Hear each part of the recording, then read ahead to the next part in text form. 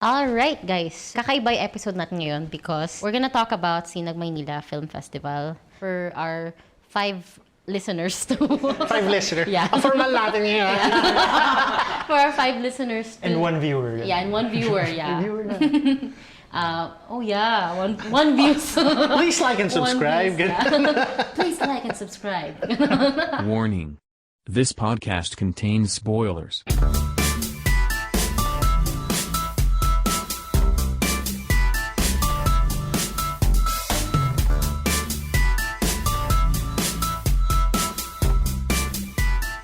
Third World Cinema Club. In today's episode, we'll be talking about Sinag Maynila Film Festival, wherein we'll be discussing the 5 main competition films, the shorts and the documentaries, plus our favorite segment, which will tackle the last films we've seen. I am joined by John Tawasil of Present Confusion, DJ Ramones of RiversDelay.net, and Jim Paranal of jpdorapa.blogspot.com. The first on our list are the 5 main competition films. So yun ay si Pailalim, Jesusa, Persons of Interest, and then Akin ng Corona, and then last will be Gino Tomari. Alright, so who wants to go first? So, Pailalim is about this guy na nakatira siya sa cementerio. North Cemetery ba? Yeah, Yes, cementery. yes. Cementery. Tapos, yung racket niya, yung pinakamalaki niyang racket, gravedigger by day, grave robber by night. Yung anak niya is very sick. Di ko alam kung ano yung sakit niya. Basta may sakit siya, no? Dahil kapos siya sa pera, parang he undertakes a very delicate, like, High risk, high return high job. risk, high return grave robbery operation. I've seen this kind of story before. Kung napanood niyo yung kay Ralston Hover na The Dog Show, I think 2016 yun. It's also about 2015 ba? It's about this it's about this family who lives din sa cemetery. Pero hindi sila grave robbers, meron silang sarili nilang quirk. So kung familiar din kayo sa mga kumbaga storytelling ni Bing Lao, ganong level. At tipong here's your milieu. May conflict din pero alam mo yun, parang pinapakita sila as is. May something, tapos yun na, tuloy ang buhay. It's fine, it's well made, pero yun nga, nakita ko na siya before. Yun lang. Hindi ko pa siya nakita before. I haven't seen yung Ralston Hoover film na yun. Familiar naman yung context. Bago siyang story sa akin as a film, as a narrative fictional film. Pero nakikita naman natin yun sa mga documentaries before, ganyan. Na alam naman natin na may mga nakatira talaga sa sementeryo. Nagustuhan ko yung pelikula, yung Pailalim, kasi sobrang energetic ng storytelling niya for me. Na talagang every scene, kasi usually pag ganito, di ba parang ilalump mo siya under poverty film, ganyan, na mahirap buhay nila. Pero unlike most of that kind of film na napanood ko, yun nga, may energy yung storytelling nito. Especially yung inciting incident or parang isang rising action niya, yung action line, may dumating na reading team, ganyan. Ang ganda ng parang set piece. Matatawag ba natin siyang set piece? Pero ang ganda ng staging. Parang wala siyang lull up to the end. Dire-diretso nga siya, no? Sinusundan lang niya talaga si Joey Bascon. Si Bangis. Si Bangis. It helped din yung performance din nila mismo. Parang ito yung sobrang bagay kay Joey Bascon na performance. Oo nga. Kasi mabangis talaga siya Bangis, pero pag tatay siya, mapagmahal. Mapagmahal. Jim, ikaw, ano tingin mo sa... I agree with you. Para sa akin kasi, nakapanood na rin ako ng ganitong film. So parang, forgive me with the word, pero para siyang it's another poverty porn film. Noticeable na magaling talaga si Joey Bascon, knowing na 2 movies yung ginawa niya in Sinag Maynila. First ay yung Diswakado in Lakbayan, and then itong Pailalim. Parang naalala ko sa kanya in terms of like father figure, ganun. Kasi I'm trying to find kung ano yung unique niya from other stories na ganyan yung concept. Parang naalala ko sa kanya yung kay Allen Dizon. Magkakabaong? Oo. Yung kay Jason Laksamana? So, in terms of, kung i-compare mo siya doon, meron ba siyang ganong angle na... May similarities nga, no? Kasi pareho silang tatay na, although single father si Allen Dizon sa Magkakabaong. And related to death yung professions nila. Yung isa, naglalagay ng katawan sa kabaon, yung isa, tinatanggal. Di ba?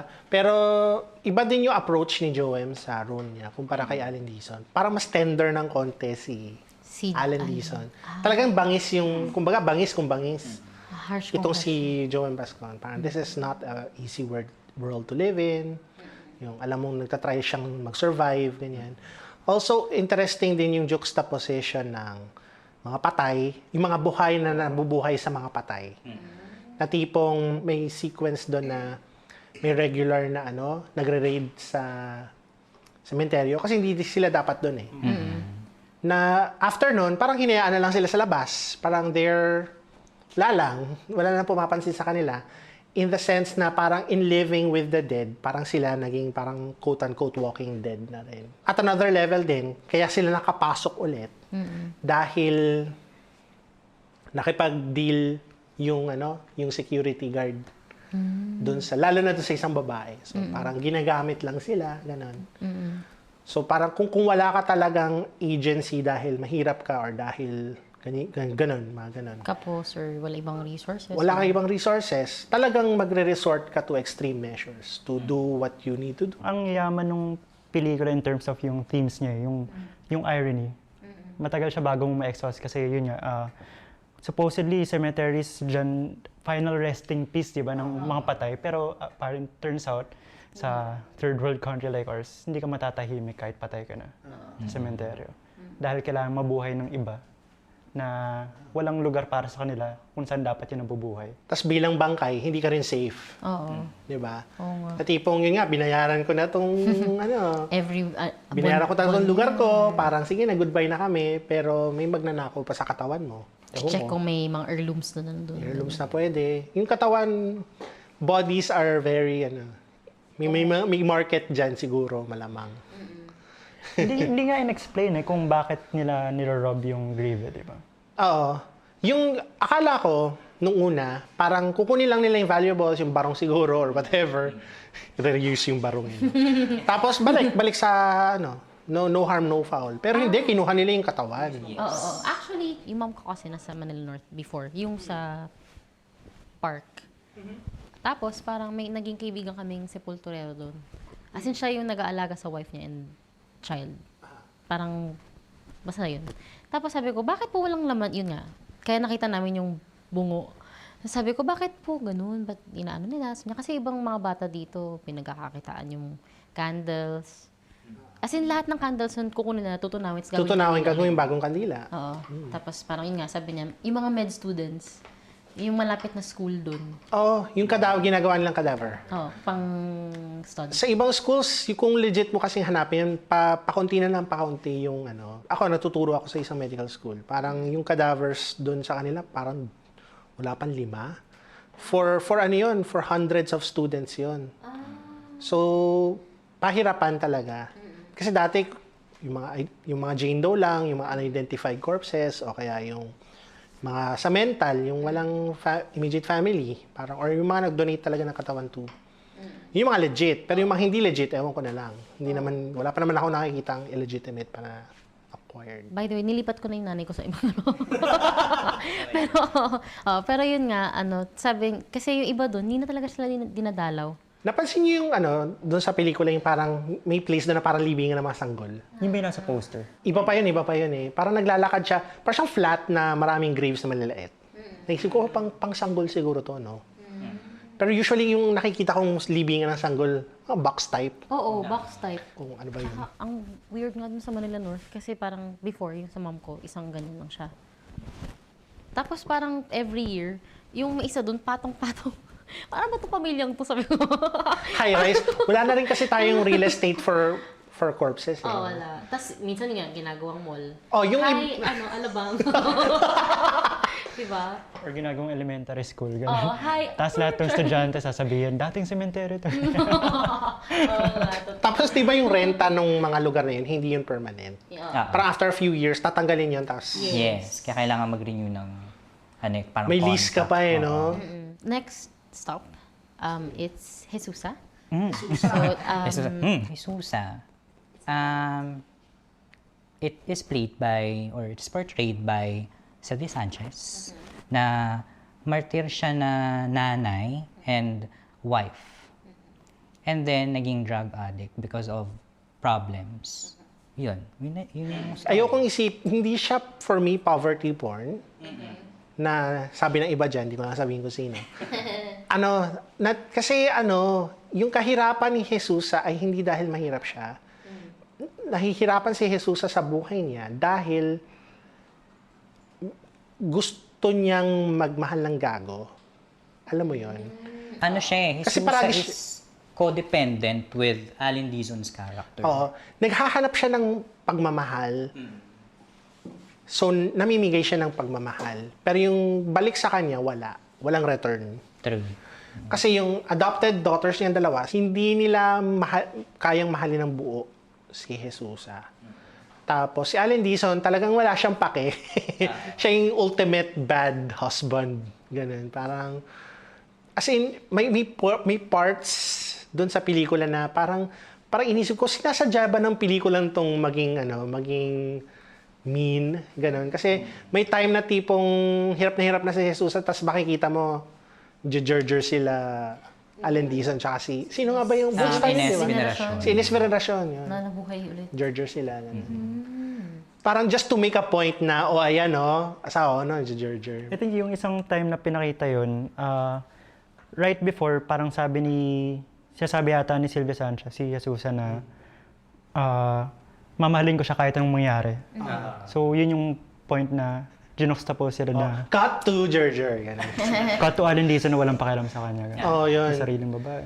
Sabi ko nga dun sa post ko sa FB, The Greatest Love, Drug Addict Edition. Na parang, dinaig si Naomi Harris in Moonlight sa pagiging drug addict. And itong role kasi ni Sylvia Sanchez, ito na yung mga role na binigay, na pwede rin ibigay kanila Nora Honor and Gina Alahar during the 80s. And Pero si Nora Honor nga daw dapat yung gumanap, di ba? initially Siya yung offered daw first kay choice. Nora Honor.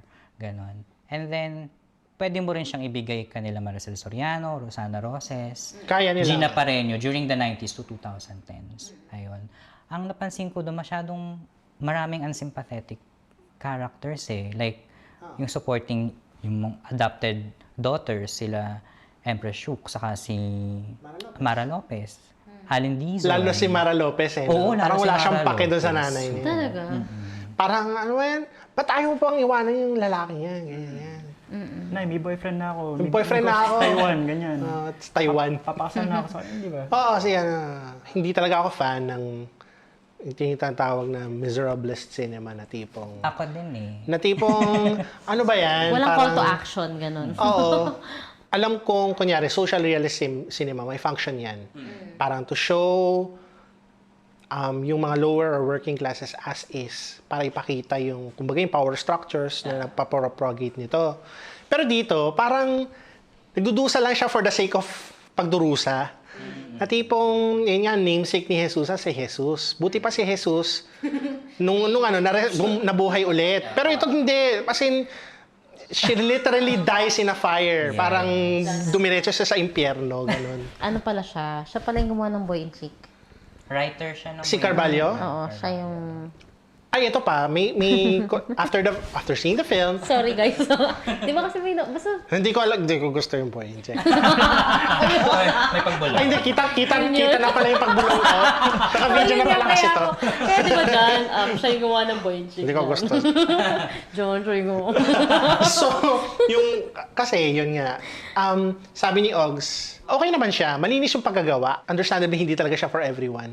At kumbaga pulido siya, mas nag-agree ako sa kanya na mas maganda yung pagkagawa niya kaysa kay Joel Lamangan. Speaking of Boy and Jake. Na lang ako, si, no? si Joel Lamangan, hindi ko masyadong gusto bilang director. Yun na eh. Rinig ako no? Booking, wala na.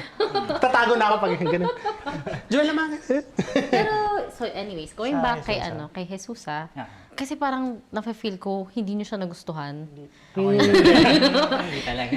Hindi, magaling si Sylvia Sanchez, to be fair. Yan. Wag niyo i-send sa akin si Arjo Ataydev to kill me. Ganun.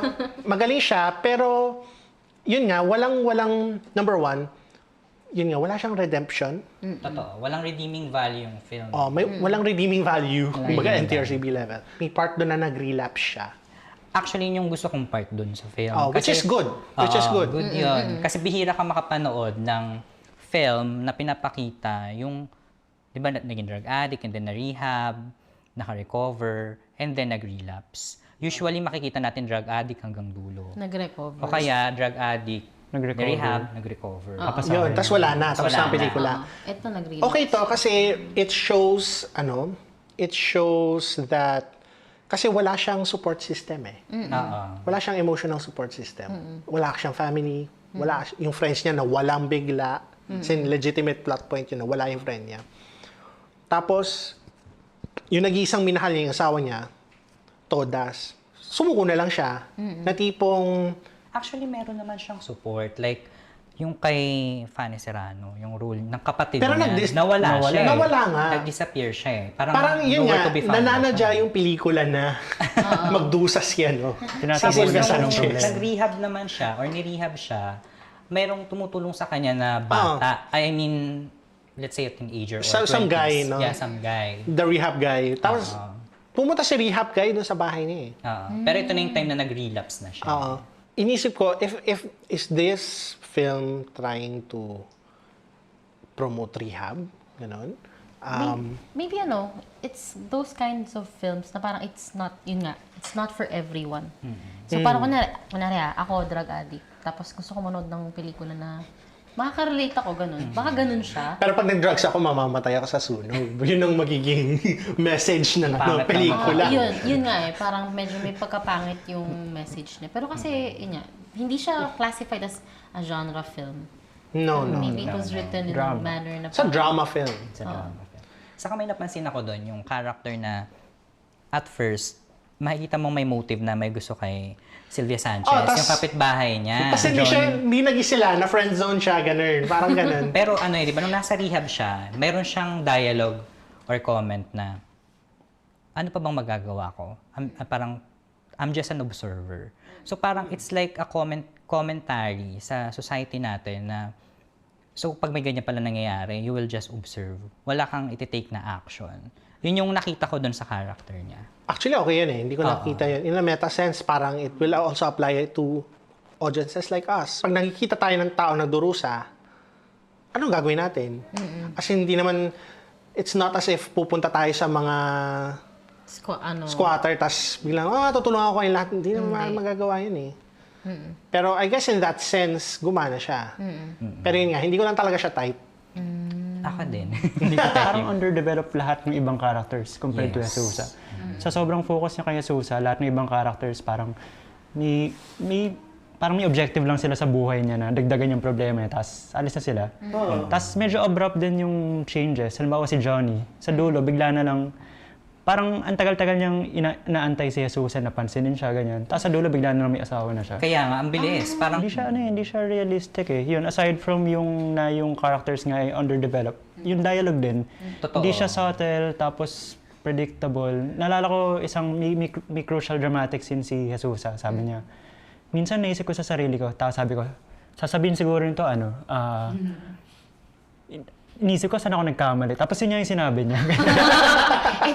Ito yung tulog muna ako. Sabihin niya, Yan na stock dialogue talaga. natatawa pa ako nung kasi diba si Jesus, manicurista pala siya. Yung naka-scrub suit siya eh. Di ba parang, Kasi sayang yung masahista siya. Yung parang main thingy niya is pagmasahe. Na kailangan naka-scrubs ka. Yung manicure, parang, ay, alam ko ding mag-manicure. Pero may Sinabi mga ni ganun, Juan may C. mga ganun salon. May mga ganun. I see. All Value-added around. services. Suki ng salon eh. So Kasi ng parang siya Tesla. kasi di ba parang nag-home service siya eh. Yun ang ginagawa niya. Tesla daw kasi talaga siya nag-ano. Kaya naka-scrub pala. May line siya din na Oo, sabi. nag-aaral siya sa Tesla. Nag-aaral po kasi ako sa So legit, meron siyang may Knowledge certificate talaga siya. Habang minamasahe niya si Mon Confiado, nag-test na po kasi ako. talaga? Ay, oo, yun yun. Siya or some Sobrang other predictable character. nung Ayun. parang Jesusa, not bad. Your mileage may vary. not so good, We not so didn't bad. like it, but you might like it. So third sa list natin is si Akin ng Corona. Tungkol siya sa isang naging subject ng isang public affairs program sa TV na hindi malinaw kung ano yung public affairs program. Nagsimula siya na parang face-off, pero later on naging parang wish ko lang siya. Para siyang face-to-face ni Face-to-face. Ami Perez. So nagsimula siya, first scene yung face-to-face, pero sinundan na siya the rest of the film. Tapos binalikan kasi siya ng crew kasi nagustuhan nila yung kwento ng buhay niya. So yan, sinundan, tungkol siya dun sa paggawa nila ng episode na yun. So it stars Narca Bico, Philip As Nanong. Palmos, As Nanong. Kiray Celis, and nanay ni Iana. Nanay. Nanay Hi, Yana. Nanay ni Ana Bernardes. Ian Ana Rivera, Fi Palmos. Phil pa. Palmos. Alright, so what did you think about the film? May expectations na kasi ako nung pinanood ko siya kasi sasabi niya na nagustuhan niya. Ganun. Parang Bad influence. Ay, good influence. good influence.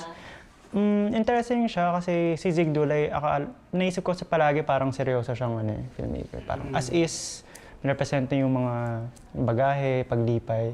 Pero this time, comedy daw. Then, nilabel talaga as comedy yung ano. Oo. Actually, yung gusto ko Akin ng siyang Corona. mapanood din. It's satirical comedy. Pero satirical siya. As all good comedies are, satirical naman yung comedy niya na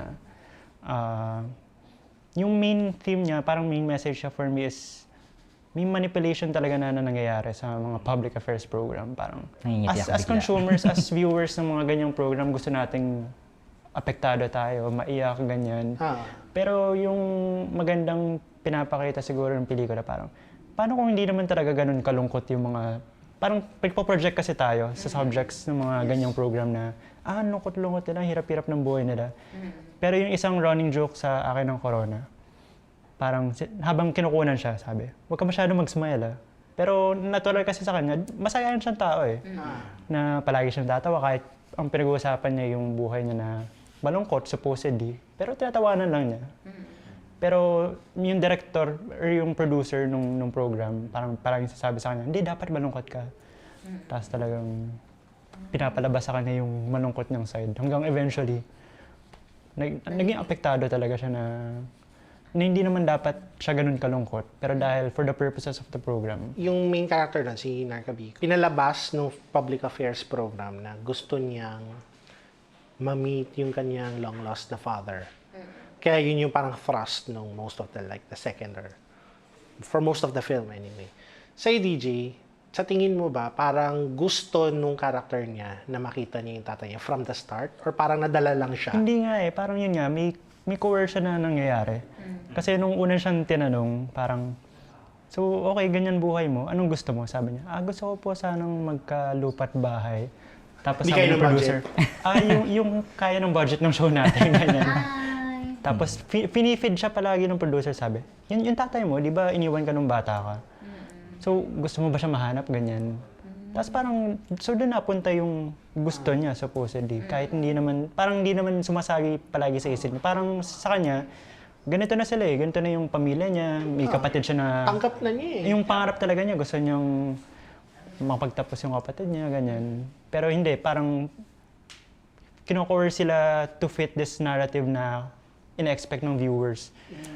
So nandyan na naman yung may ratings kasi tayong hinahabol, ganyan. Kaya ganito dapat yung magawa natin. Si Zig Dulay, kasi parang this is more Mother's Maiden Name, than Paglipay, Bagahe, Bambanti. Yan. Yung M kasi, medyo comedy din siya. Tapos, pero ito mas nakakatawa tong Akin ng Corona. On one level, you can say it's a movie about this manipulation of reality. Saka yung media, parang si Zig Dulay meron, or at least sa Bagahe and sa Akin ng Corona, parang meron siyang fascination sa media and society.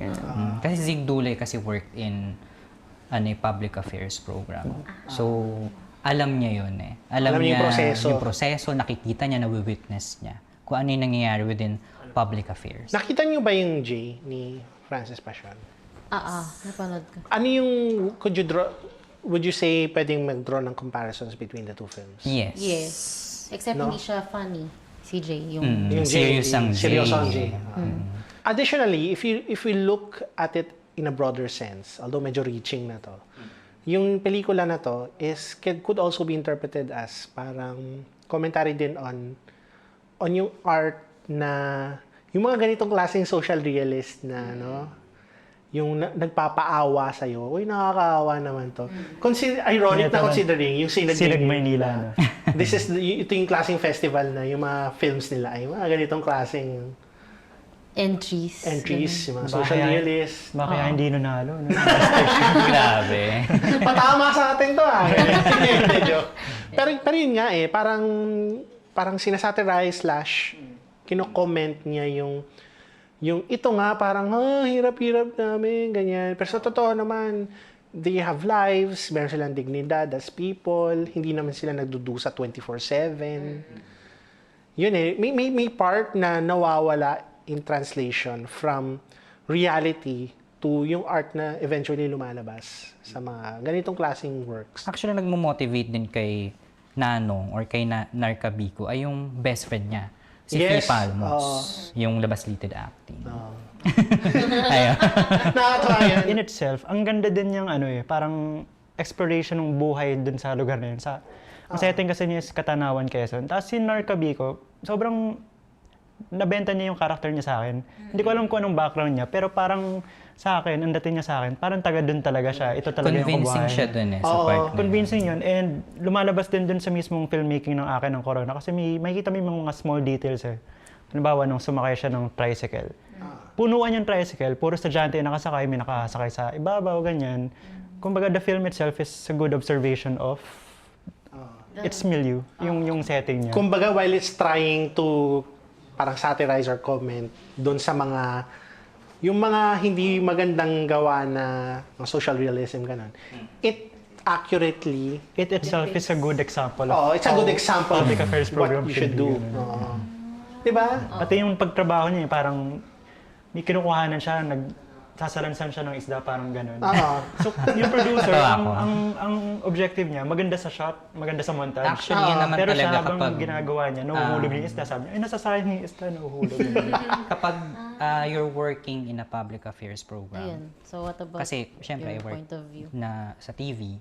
So as much as possible, we want na yung shot maganda.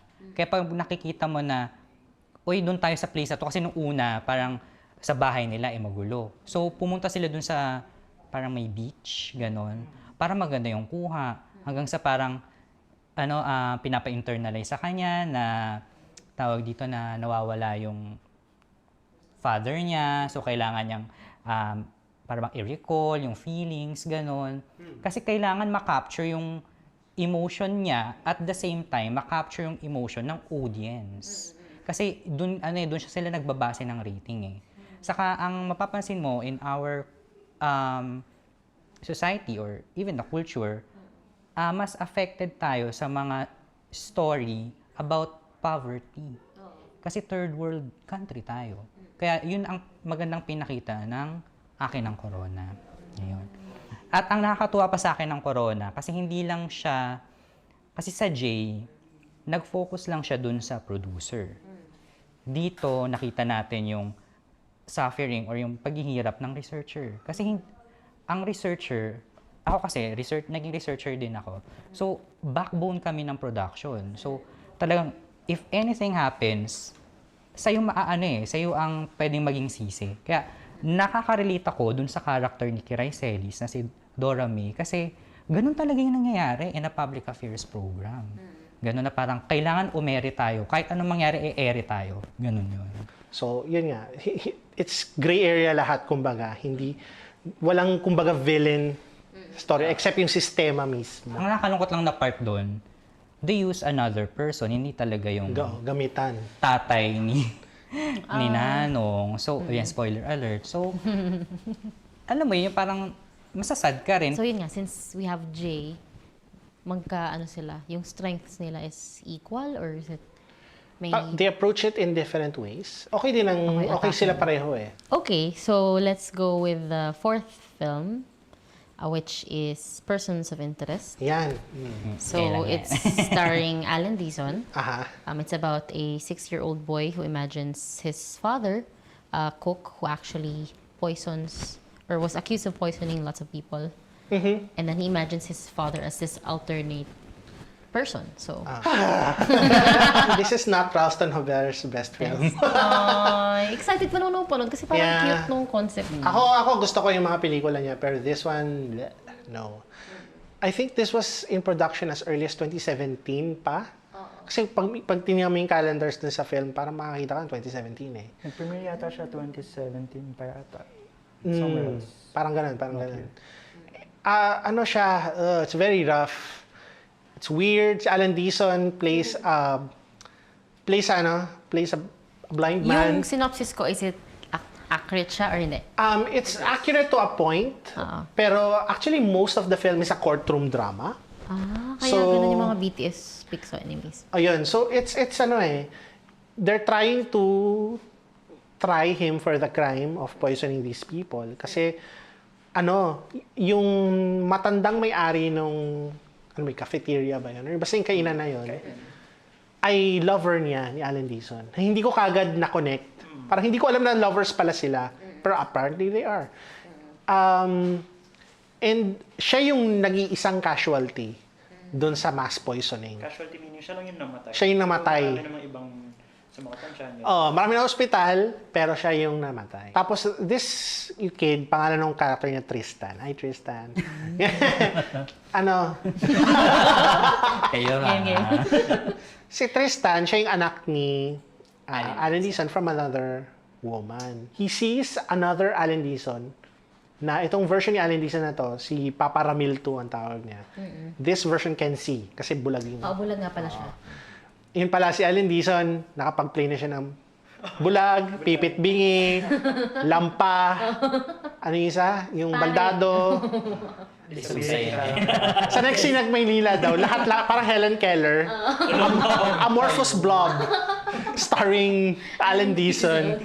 Parang, ano lang siya. I'm sorry. Please don't get... Wala, hindi tayo close. Parang kinikwento lang nila yung past ni Alan Deason as a character. Fina-flesh Una, out let's nila. resolve. Di ba bulag siya? Yes. Parang pinakita ba yung weirdness na bulag siya, cook siya, tas... Oo. yung function nun. May scene doon kunyari na nagluluto siya tapos mali yung order nung ingredients no sa shelf. So dinagmura siya, "Oy, mali na naman yung ginalaw nung assistant ko yung mga ingredients. Nagkakamali ako." Ganyan.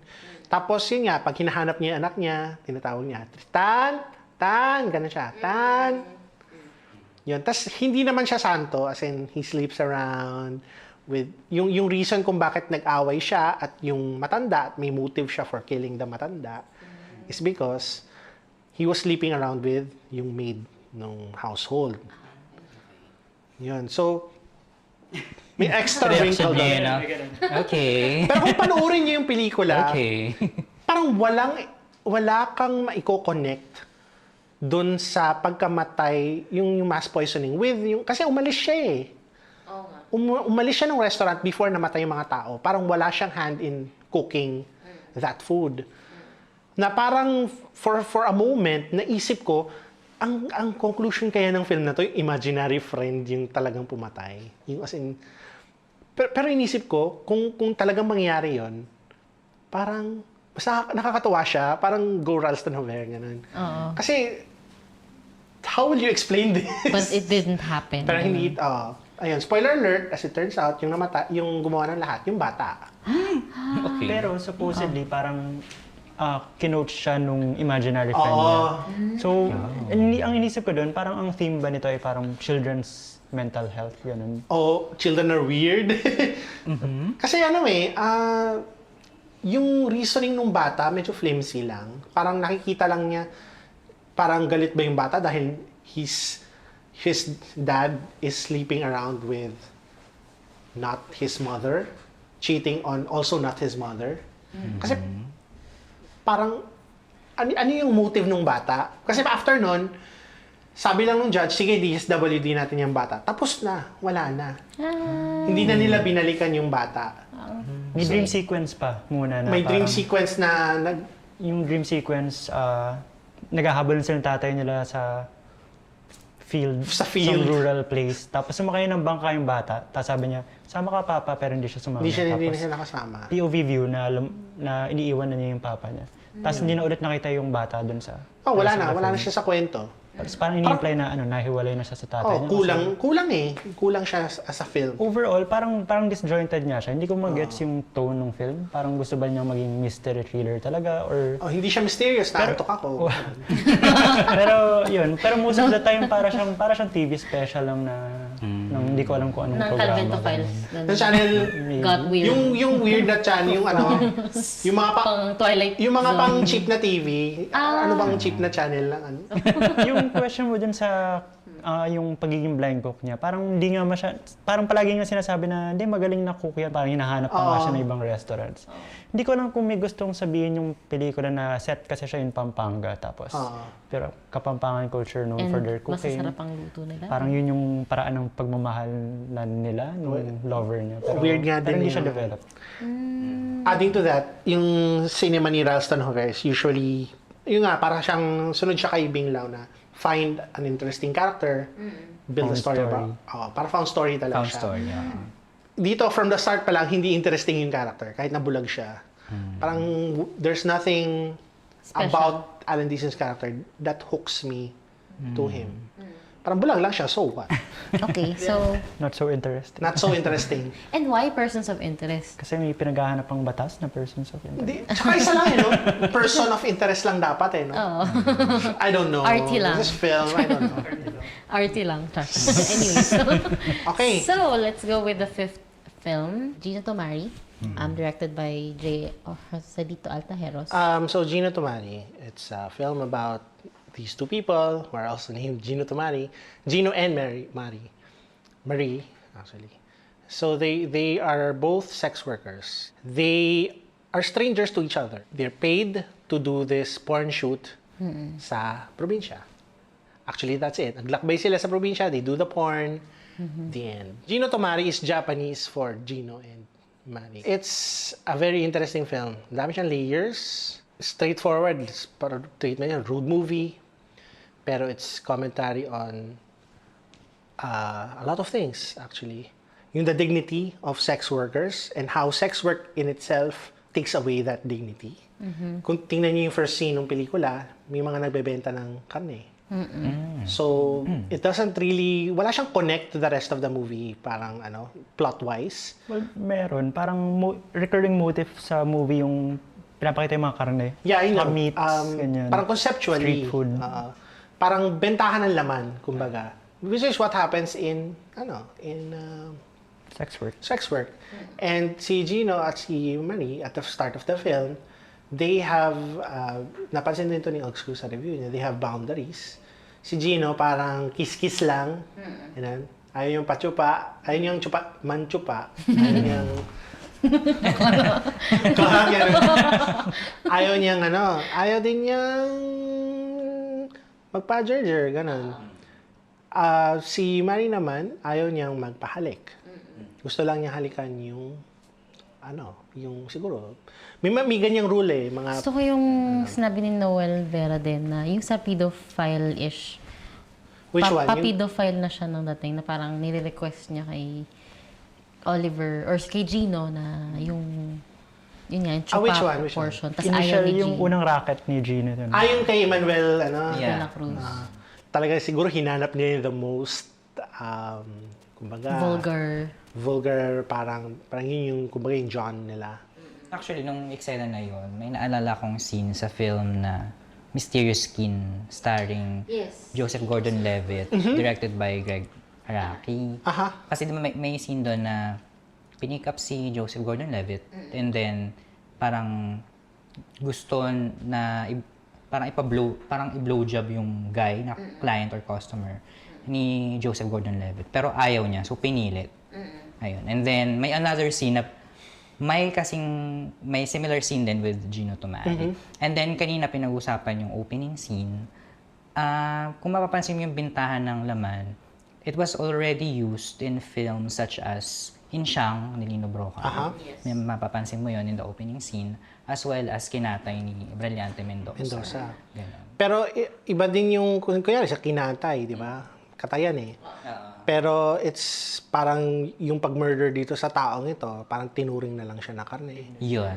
Diba? Ito naman, it's more, yung angle niya is more parang sexual. Kumbaga. Yes. Na tipong, when you are recruiting these people for sex work, They're just a piece of they're just pieces of meat to you. Pero the thing with Gino Tomari is, before, yung the filming of the actual porn is like dulong-dulo na ng pelikula. Yes. Tagal. So it Tagal. spends this time trying to establish yung humanity ng characters niya. Na itong dalawang to, may pamilya to, ginagawa nila ito para kumita for their loved ones. Si Gino para sa kapatid niya na mukhang matalinong bata. Yung si Mary, yung anak niya. So as they go to the eventual porn,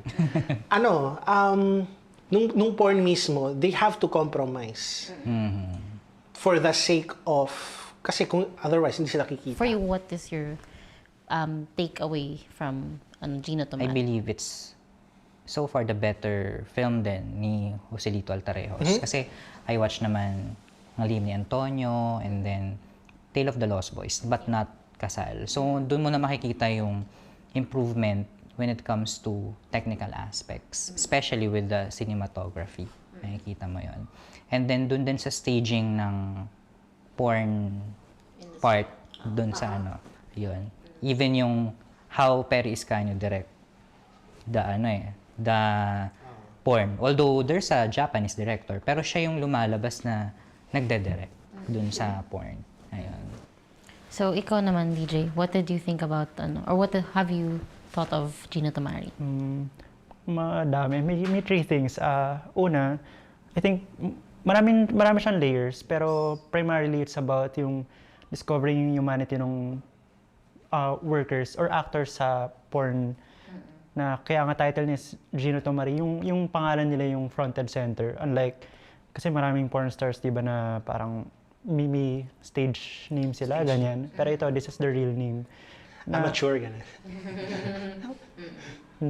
Pero, ang ganda rin ng structure ng pelikula kasi nga, ang tagal nga bago yung actual porn shoot. Yes. Akala mo it's mostly about that. Pero parang naging road movie siya eh. Totoo. Na in-establish na talaga, ito talaga yung mundo nila bago umabot dun sa yung pag-alis na nung dignidad nila. Ganyan. Ang heavy-handed actually nung symbolism niya about kung bakit Japanese yung Actually, title niya. Kasi, well, pupunta rin yata tayo doon. Pero political, historical kasi yung isang message niya. Yes. May juxtapose siya yung climactic scene. Pardon the pun. saka yung pag-rape sa bansa natin. For example, Yes. World Yeah. War II. Yes. So, Alright. So, Actually, masyadong yun eh, parang doon pa lang sa opening scene pa lang, until dun sa succeeding scene, maririnig mo na yung news, di ba, na about rape cases, and then there's yung parang, tawag dito, sexual harassment or Additionally kasi parang, pedophile, it's trying to establish this milieu or this world in which sex work can happen. This very patriarchal, very, what do you call this, very sexist na society. Kasi may clips pa doon ng presidente natin na nagsasabi ng yung prelude scene niya, parang so separately sila, si Gino, ito yung mundo niya, ito yung mundo ni Marie. Yung sa part ni Marie, ang dami dong sinasabi about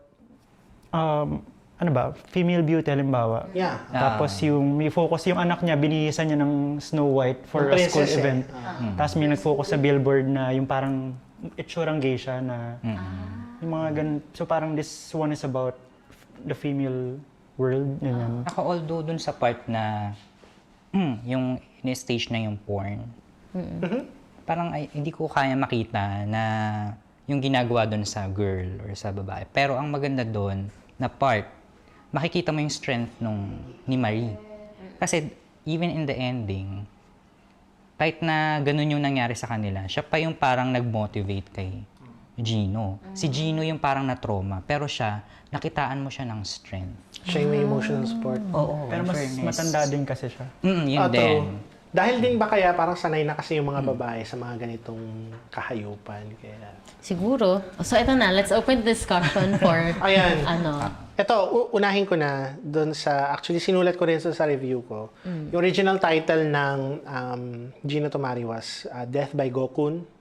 Gokun is a Japanese term used in porn. Yun yung mga mga sperm. Iko-kolekta mo siya sa beaker o kaya sa glass, champagne glass, ganyan. Painumin mo doon sa babae. Yan. May ganung Ha? sa Japanese. May ganung sa Japanese porn. Okay. Hindi ako nagmamalinis, nakakita ako mga ganyan. Pero in this movie, wala. Gusto ko na iniba nila yung title kasi may pagka-self-reflexive siya. Kasi parang yung pagkasabi ko, it's like Altarejos placing himself in the shoes of the Japanese director. Kasi the Japanese director is making this film with these two actors doing a sex scene. And Altarejos is also making a film about these two actors making a sex scene. So parang, kumbaga, it's almost as if he's no different, except for the fact na binigyan niya ng humanity yung characters niya. Kung yung porn guy, wala. Parang Jar lang kayo, the end. Also, additionally, yung bilang isang tao, bilang isang connoisseur of Japanese porn, itong Japanese director na to is an amateur. Kasi unang-una, kung if he had any knowledge of the industry,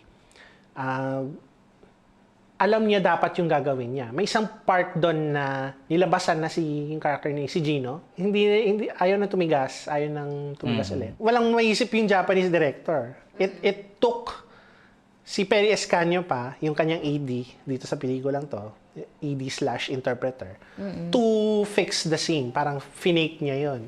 With the help Finake of niya yung cum shot. With the help of Ruby Ruiz. With the help of Ruby Ruiz. Nag-oatmeal siya, tapos parang ginanon niya, skin work niya yung skin work niya Oatmeal yung yun, diba? oatmeal na medyo malapot-lapot. Yeah. No? Technique yung ginagawa yun ng Japanese porn directors to fake cum shots. Tapos meron pa maraming techniques yan kasi ang interesting with Japanese porn is that lalo na yung mainstream porn, mainstream Japanese porn is censored. May mosaic yan. Yung private parts nila. It's due to Japanese law. Parang ngayon, nire-regulate nila yun. And yung mga ibang techniques dyan, yung hindi talaga actual penetration yung ginagamit in some scenes, walang pasukan, parang frottage lang. Tapos, ayun there are lots of ways to conserve load. Itong parang sobrang clueless nitong Japanese director na hindi siya marunong. Sadya kaya yun? Or... I don't know Parang... And also, we have to ask, is this director really making porn? Is he making an art film na marami lang sex? Actually, kung ako, if it's not porn, baka mas exploitative pa yung dating sa akin. Kasi it doesn't need to have sex because it's an art film. Although may scene na parang may dumating na parang sarhento, parang local militia man na binayaran nila Yes. to keep off the premises. Para ma-clear yung set, gano'n. Pero the implication is illegal yung ginagawa nila. Illegal yung ginagawa nila. So hindi siya art film lang. Ganun. It's probably porn. Or kasi dito sa Pilipinas naman, di ba? Well, illegal din naman. Illegal din Illegal naman talaga mag-shoot yun. ng sex from a third party. It's legal to shoot sex.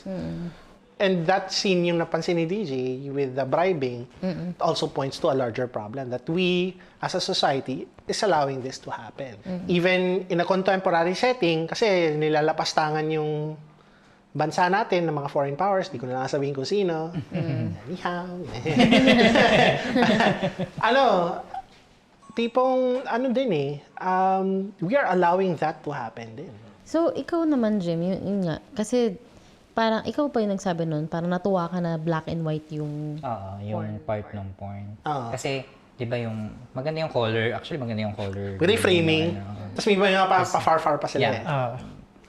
Masyadong far na yung shot. Kasi, kung siya, for me, if naka-wide siya or let's say parang naka-tight, ma-awkward siya Lalo, it's an orgy scene. So, parang... I just have to add kasi di ba? Ayan, go ahead. Kasi di ba pag underground Japanese porn yan, may mga shots yan na Mga shots yan talagang pinapakita nilang pumapasok. Para pinapasabi nila, hoy, hindi to censored. Doon sa... Sa totoong legit na underground Japanese porn. Medyo arty nga yung pagka-frame nito eh. Na wala kang makikitang penetration at all. So kung yung film within the film, porn, yung film na to ay art. Pwede. Kasi the what we see in the film may not reflect what is actually being shot in the film within the film. Yan. Sige, sorry Jim for interrupting. Sige, And another thing doon is yung character ni Oliver, 'di ba, during the porn part, yeah. yung ayoko nito, ganun, wag nating gawin. Tapos kinakausap na niya si Marie, played by Angela Cortez. So tapusin na lang natin to. Siya yung mas nervous sa dalawa. Tapos dun sa part na tawag dito yung climactic scene na ano na siya na tawag dito cam shot. Na-cam shot na siya, na-facial siya. Na-facial siya. Nasuka siya. Nasuka siya. Si Oliver. Kasi siya lang hindi siya bukake na tipong maraming ganun. Isa lang yung nilabasan sa kanya. Ayaw niya yun, di ba? Ayaw niya na... Ayaw niyang... Siya mambo-blowjob, ayaw niya na ina-anal sex siya. So, ang nangyari dun sa dalawang character, it's like a rape na parang nagre-reflect sa rape ng country natin. Yun ang pinapakita dun sa part na yun. Additionally, guys, question din, parang, what do you think of the scene na naghalikan sila? Kasi they're being, ginajorger sila from behind, dinodogi sila ang dalawa, tapos naghalik sila. Parang, is it Angela Cortez letting Oliver Aquino kiss her? Parang as an act of defiance, I don't know. Kasi parang, sige, we're in this together, I'm allowing you to kiss me. So this is still within my boundaries. Or kasi nakita ko parang tinutulak sila nung the other guy. So is this parang the ultimate, the last parang degradation? Ganun. It's like an act of defiance nga. It's an act of defiance. Kasi alam mo yun, parang conscious kayo na You're being violated. Violated. So maybe that signifies na conscious individuals tayo, we have control of what's happening. Parang they're trying to regain control. Actually, diba, prior to that scene, nag-uusap yung dalawa, di ba, na may break. Yes. Yung tinatanong ni Angela Cortez na, type mo ko eh. Di ba yung may ganun pa sila may ganun silang conversation. So, ang interpretation ko doon, nung naghalik sila, it's already a body language nila na, okay, ganito na nangyari sa atin. So, Might as well, natin, na para bang, eto na Better with you than with them. Oo, ganun na yung nangyari. Ikaw, DJ, ganun. DJ, technicalities. Mahilig ka mag-spot ng technicalities sa film. Kaya sabihin kayo, yung music, kasi gumagamit sila ng opera music dun sa Yes. Ano nga yung song? Si Gino kasi, mahilig siya makinig sa opera. Nung nasa bus sila papunta sa Mauban, dun kasi si Net yung, yun, naka-earphone siya, tapos tinanong siya ni Marie, ano yung pinapakinggan mo? Opera? So, di ko, ang sinasabi ba niya ay parang opera kasi we associate it with high culture. And then sila ay nasa lowest The wrong of culture. Tapos shinare ni Gino yung earphones niya kay Marie. Tapos ang pinakinggan niya, binlock out lahat ng ibang sounds ng film, yung opera music lang. Pero yung nasa frame ay yung road na dinadaanan ng bus, na putikan lang. So, ang ganda. Paputik. Medyo poignant. Ito yung napapansin ko dun sa film na natatawa ako kasi ang haba nung nilakbay nila. Ang haba nung biyahe bago nangyari yung pag-shoot ng porn. Yes. Napansin mo, Jim, na siya? It took place during parang All Saints Day. Oo, on yun. Das. Yes. So they're taking a journey, a pilgrimage eh. Parang to hell, ganun. I don't know. To the underworld and back again. Kasi pagbalik nila, All Souls Day na. Or All Saints Day na. Pa-start na yan. Pero at the same time, yung paglalakbay nila, yung pagbibiyahe nila, doon mo makikita yung tawag dito, desperation nilang dalawa kasi mahirap sila eh. So they need money. Kaya kahit gaano kalayo yung biniyahe nila, they need to do that kasi kailangan nila. Ayun. It's parang pailalim lang, no? They have to make a living kahit it's the Day of the Dead. Yung colors din pala, kung yun nga, nasa dulo na yung porn scenes and then black and white siya. So simula nung separate lives pa ni Gino and Marie, sobrang colorful din nung Nung ano. Tapos naging drag siya nung pahuli, no? Parang nga siyang very Japanese nga yung ano eh. Yes. Kasi parang sa Quiapo area din yung tinitira ni Gino. Oo. Nagulat ako na si Michael David yung cinematographer nito. Kasi kilala ko siya na parang si Take Lamar yan. Sobrang neat din yan eh. Changing Partners, Neo Manila, Birdshot. I guess kasi yung director sa'yo, nung preference sila for their story na malinis tayo, ganyan. Pero dito, grungy eh, yung quality ng shots. Para siyang nebby-ish na Japanesey. Very Japanese nga yung sa earlier parts, yung sa Quiapo, night scenes ni Gino. Parang hinaitan yung, kasi maraming neon lighting dun sa Ano kayong peg scenes nila, niya no? eh. Kahit yung sun sa parang grass, di ba? Yung tall grass. Yung Yung first sa- first scene. Yung First very talaga. first scene before ng title na, oo. Yun talaga parang Japanese talaga na Pwede. style ng May pagka filmmaking. Shunji Ui. Okay, so that ends the 5 main competition films. Sa shorts, depende sa quality. I guess yung marirecommend ko lang from each like batch. Sa shorts B, Dude Pare Bro. Goodbye, bro. It's a stoner comedy. Sinasabi nga natin, Sinag Maynila is a festival full of films na about people dealing with miserable situations. Dude Pare Bro is a film about a person dealing with a miserable situation. Pero sobrang nakakatawa siya.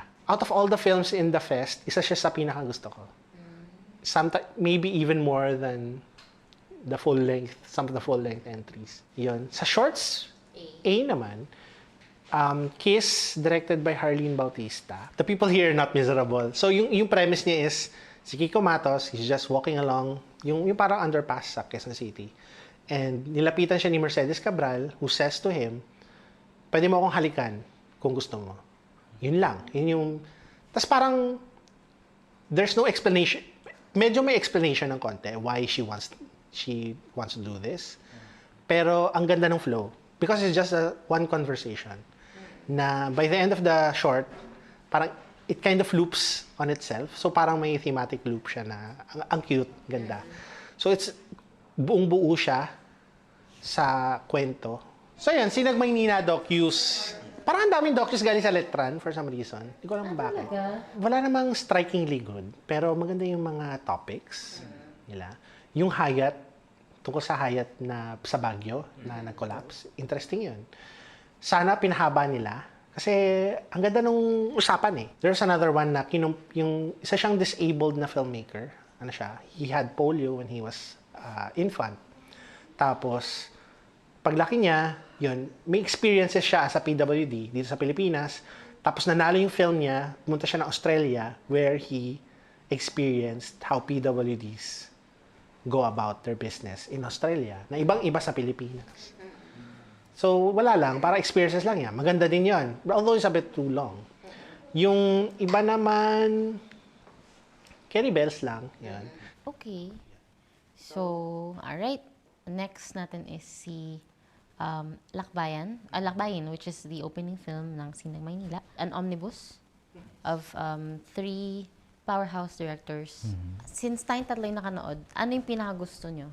Ako kasi kay Love Sa yung gusto tatlo, ko eh. paborito ko yung kay Tahimik. Ako din. Kay Tahimik, kay Kidlat. Tahimik. Kay Tahimik talaga. Kaya tahimik din ang favorite. Kitigiya, gano'n. Surprisingly, nagustuhan ko rin yung... Kidlat then Love. Yung kay Brillante, kay Lang. Actually, gusto ko rin yung kay Kidlat, Tahimik. Pero sa akin kasi parang out of the 3, siya yung medyo nakita ko na meron siyang pinatutunguhang iba. Yung dalawa parang rush.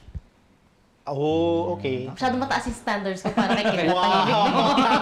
Ganun eh. Sorry po daw, Listahan na sabi ni Love nagtanong, Diaz. ganun. Wala nagtanong. But anyways, yun nga. Parang sa akin kasi, ito na yung pinakamaiksing Love Diaz short na napanood ko. The shortest was like 2 hours. I don't know. Basta yun. So yun, let's talk about yung kay Kidlat muna. So, ito, Lakbayan ng Kabunyan. Bunyan. Yan. It's about this emptying the nest, kumbaga. Yung anak ni Kidlat Tahimik. Na parang bunso niya yata yun. Yeah. He leaves his parents' house in Baguio on a cross-country trip to Davao, kung saan siya magsasettle. Tapos, they're a family of artists no? Yes. So, along the way, he meets with other artists. So, parang kung ano na yung pinag-usapan nila parang what does art reflect sa colonialism, parang How to find your light, yung liwanag. yun yung kumbaga yung Sariling destination nila na hindi nila maabot-abot forever. Tapos, how art is shared among people and how art itself tell us something about Philippine history. Ikaw naman, Jim, since we had a discussion before na hindi mo nagustuhan si Kidlat. Perfume Nightmare. Yung Perfume so, Nightmare. Hindi ko ano masyado naman yung nagustuhan. experience mo ngayon with... Surprisingly, nagustuhan ko siya. Kasi ang maganda with Lakbayan ni Kabunyan, malaki kasi yung influence ni Kidlat sa mga anak niya. So parang nangyari, it's like passing the baton to the next generation. And nakakatuwa siya kasi it's a road movie rin di ba? Kasi makikita mo yung journey ni Kabunyan So yun. And aside from that, cute si Kabu. Ako naman yung takeaway ko doon, since di ba nga, pag may mga Davao stuff or film, sa akin tinatanong nyo, ganun.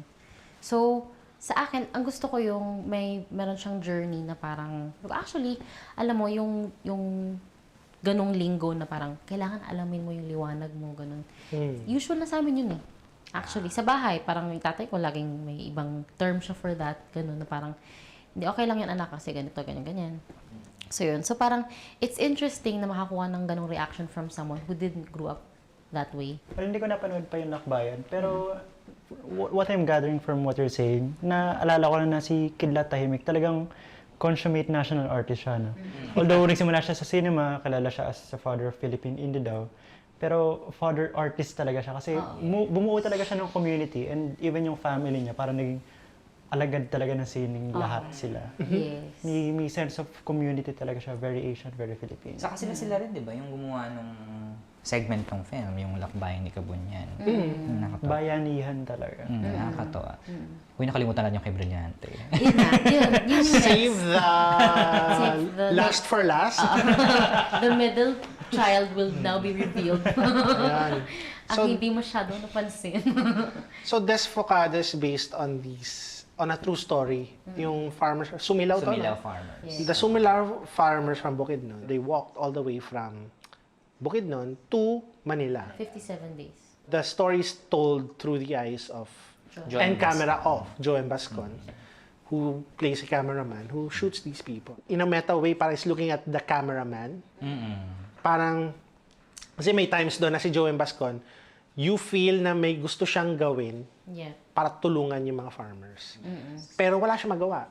Cameraman lang siya. Another observation, pwede ko kasing may compare yung Desfocado with Coco Martin's film, yung Noy. Kasi diba, both films discussed yung videographer's journey as well as yung contribution niya in media. Ganun. So, in Noy, which was also a film of Joem Bascon, set naman siya sa election. While itong Desfocado, it was set during the time na nagpo-protest ang Sumilaw farmers.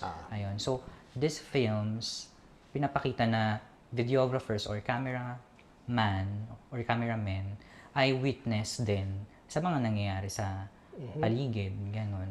Alright, so, and ikaw, do you have anything you'd like to ask us about? Papanoorin ko na. Alright. Alright, so, wow, okay. So, takeaways from the whole Sinag Maynila Film Festival so far? I like this better than last year's edition. Yung favorite edition ko pa rin yung may Invisible ni Lawrence Fajardo. Sa akin, refreshing na pagbalik ko from a hiatus.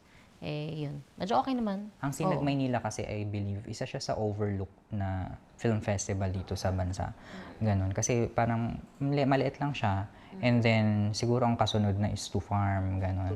Yun. Buti pa nga yung Two Farm Yes, kasi nag-i-improve na ang ng To Farm. Tsaka yung quality ng films niya. Ang ganda. Yes, lalo Tsaka ang last year. advantage niya is nakukuha niya kagad yung slots niya sa SM Cinema is mahaba Yun yung advantage niya. SM Cinema ang isa sa sponsor and I think it's good din na nag-micro cinemas din sila for their second week. Yeah, that's Another advantage sana nila, sila yung parang off-season na yes. film festival. Lahat, kasi yung iba nakabunch sa last trimester half of the the year. Pero sila lang yung nasa first few months. True. So anyways, wow, alright. Ang dami natin pag-usapan. Medyo nakikita na lang yung expressions natin. Hindi tayo pwede mag-curse habang Hindi po ako, hindi po ako sama dyan. So, parang wag na lang po. Hindi na po, Char. So anyways, let's go with our favorite topic, our favorite segment. Jim, let's do your Ultra Instinct. Joke lang. So what have we watched recently? Yes. Sino ang mauuna? Jim. Ako na agad. I watched Breakthrough. Yung It's a faith-based faith-based. film. Ganon. It talks about miracle as well as mother's love and faith. For me, it's worth watching. Hindi lang siya pang Holy Week special, pang Mother's Day special din siya. Kamusta yung Jim? Kamusta yung audience? Marami ba nanood? Medyo madami. Pero ang maganda doon, nung nanood kami nung Breakthrough, nag-iiyakan talaga kami sa sinehan. Talagang it captured our emotions. Kasi makaka-relate ka eh. Relatable siya. After you, Char. Ayan. I choose you. Sa dami ng pelikula actually this week, nakapanood ako ng 3. Hindi ko pa unfortunately napapanood yung last full show ni Eduardo Roy Jr. Sunod yun. Bago ko umalis, sana mapanood ko. Yung napanood kong 3 ay Stranded ni Aisy Danan, maganda naman. Friend Zone ni, basta Thai director, mahaba pangalan yun. Maganda rin naman, very mainstream rom-com. As in, don't expect much other than that. Pero yung gustong pag-usapan ngayon is, yan, Love Life by Nico Arcega. Yan. It stars Dino Imperial and Sash na Laparan. Di siya maganda. It means well, parang, pero hindi ko gusto yung storytelling niya. Na tipong, parang it makes so many like mistakes along the way. Yung spoiler, I guess, pero I guess sana walang manood. Oh my God. Sorry. Yung point yung point, kaya niya dinala si Sash na Laparan, which is also hurting kasi nakipag-break sa kanyang ex niya, is that, dinidress up niya si Sash na Laparan in the clothes of his ex, at dinadala siya to all of the places na pinuntahan niya na ex niya. And at the end, magpapakamatay Male kuno siya. toxicity. Trash, ganon. AJ. Shazam! Shazam. Yun yung napanood ko eh. Gusto ko rin sanang panoorin yung last full show, pero kasama ko pamilya ko. Sige, family movie tayo. Okay lang. Okay lang. Big okay. Yung issue for me, I guess, is 95% of what I wanted from the movie, I already got from the trailer. So parang may twist sa movie na kung comic fan ka, alam mo pala dapat. Pero hindi ko alam. So natuwa naman ako. Pero other than that, everything else parang okay, formula, ganyan. Alright, so ako naman, last and not the least, I attended the film talk yesterday by FPCP for Sinag Manila, which is may guest sila na environmental officer from a Plastic Ocean? Yung movie is a Plastic Ocean, tapos meron silang in-invite na Plastic free. NGO na So yun. So it's a very interesting documentary because there's a lot of environmental documentaries out there. Pero first time ko ata nakanood ng environmental docu na may call to action. So it's very interesting. Sayang, wala masyado nakanood. Mga 5 lang kami. That's too bad. So yun. Maliban sa Sinag Maynila people, 5 lang kami nakanood. So yun. Ayun. So, I guess, yun. That wraps up. Oh my gosh. Our Sinag Maynila Finally. episode. That ends our episode for Third World Cinema Club. Yeah, please like and subscribe. Thank you to... Thanks to Contagious Ink, Keith Yes. Telejero, Artinan. and crew. Yes. And crew. And our favorite, one of our major sponsors, Shakey's. Shakey's. Initial sponsors in Initial our early sponsor. episodes, remember? And Berlinale for being here with us. The Yeah, for background. Yeah, background from Yeah. what. So again, super thank you guys. Yeah. Yay! And Thank we you hope so you much. come back to watch our next episode. Yes. Sa 5 listeners, Truly guys. grateful. For 5 listeners And one viewer. and 1 viewer. And we'll see you guys next time. Bye. Bye! Third World Cinema Club.